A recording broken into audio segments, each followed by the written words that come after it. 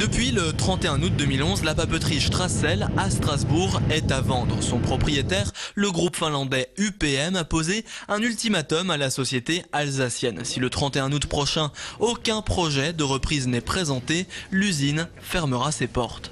À 5 mois de la deadline, seuls 2 potentiels repreneurs sont venus visiter le site. Les salariés sont inquiets. Hier, à l'occasion de son meeting de soutien à François Hollande, Martine Aubry a rencontré les Strassel pendant une vingtaine de minutes. Elle juge la situation inacceptable, le site strasbourgeois n'étant pas déficitaire. D'abord, il y a eu des subventions qui ont été accordées depuis des années par les collectivités locales. Si cette entreprise décide de fermer, il faudrait qu'elle les rembourse. Deuxièmement, il n'est pas question de l'aider sur notre projet.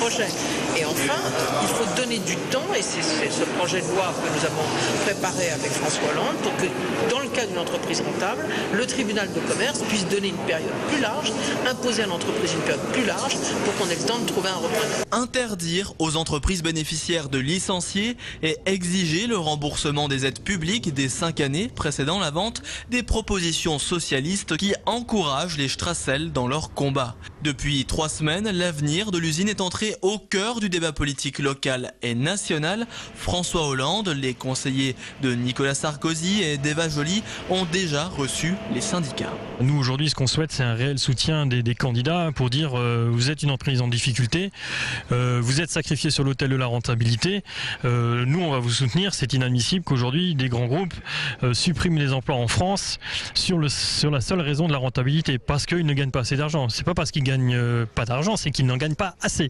Et aujourd'hui, la raison principale de UPM, c'est qu'on ne gagne pas assez d'argent pour eux. À la papeterie, au port du Rhin, le travail continue. Les carnets de commandes sont remplis. Plus de 50% de la production part pour l'Asie, au Japon et en Corée du Sud. Depuis le 31 août, on comptabilise seulement 2 jours de grève. Les débrayages sont rares.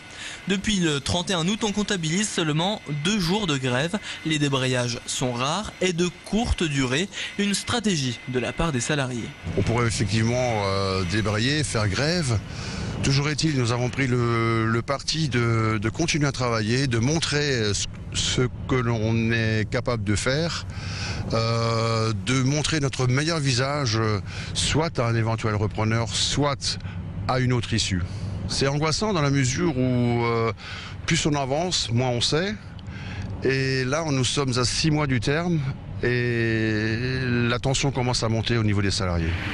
Production de carton brun pour de l'emballage, blanc à usage alimentaire ou de biocarburant, les possibilités de développement du site sont nombreuses. Reste à trouver le futur investisseur qui redonnera confiance.